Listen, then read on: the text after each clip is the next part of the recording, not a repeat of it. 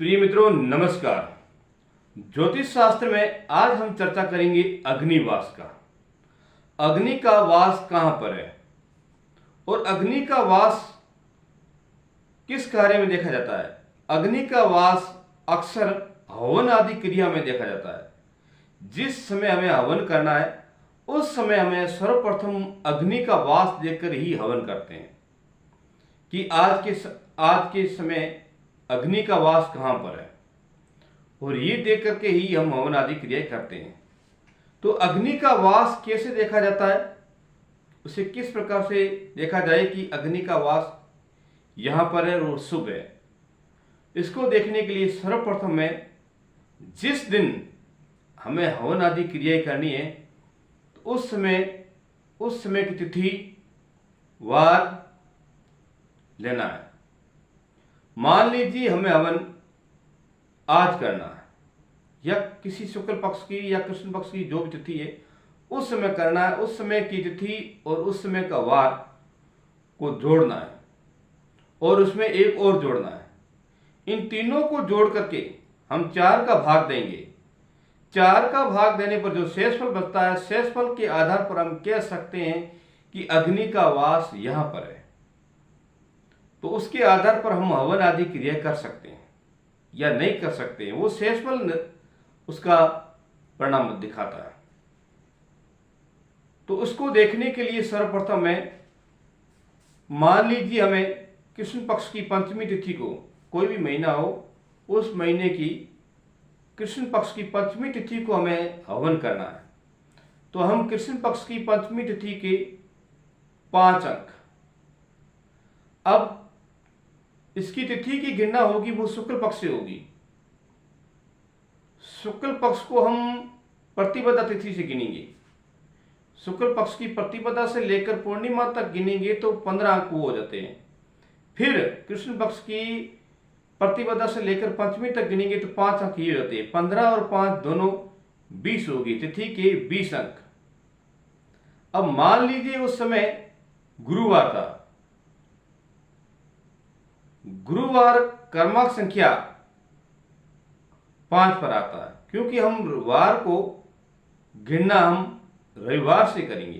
तो रविवार को हम पहला स्थान मानेंगे, यानी कि रवि को पहले क्रमांक पर गिनेंगे। जैसे रवि 1, सोम 2, मंगल 3, बुध 4 और गुरु 5, इस प्रकार गिनेंगे। इसी क्रम से जैसे 6 शुक्रवार और 7 शनिवार, तो ये क्रमांक है। तो रविवार से गिन करके हम गुरुवार तक आएंगे तो हमें 5 अंक ये मिल गए। 20 और 5 दोनों को जोड़ने पर हमें प्राप्त अंक 25 हुई और उसमें एक और जोड़ना पड़ेगा तो ये 26 बन गई। अब सीधा ही हम इसमें 4 का भाग देंगे। 4 का भाग देने पर जो शेषफल बचेगा उसके आधार पर हम कह सकते हैं कि अग्नि का वास वहां पर है।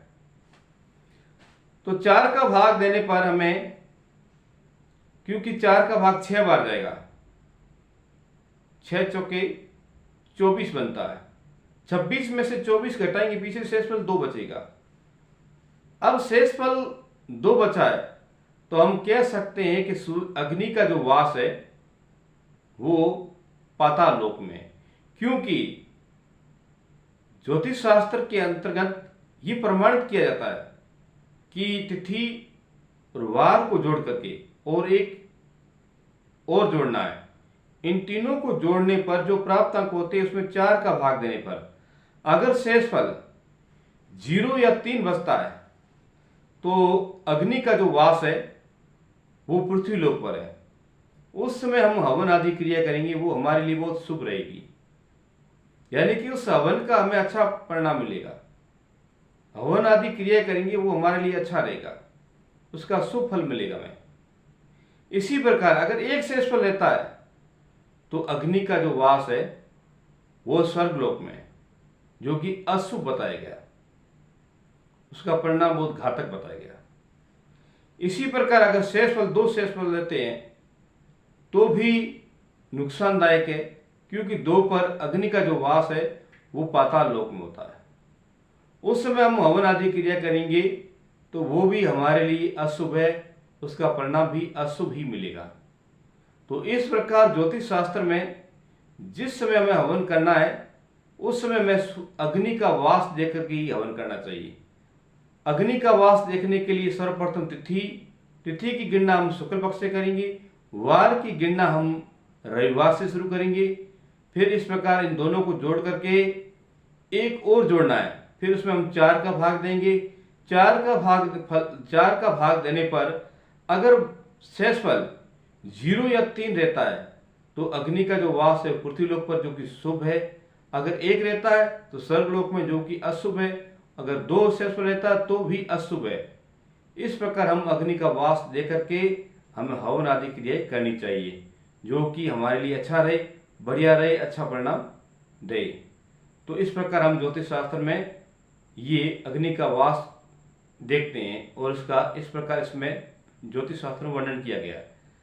तो मेरा चैनल देखने के लिए आप सब्सक्राइब कीजिए, लाइक कीजिए, कमेंट कीजिए, शेयर कीजिए।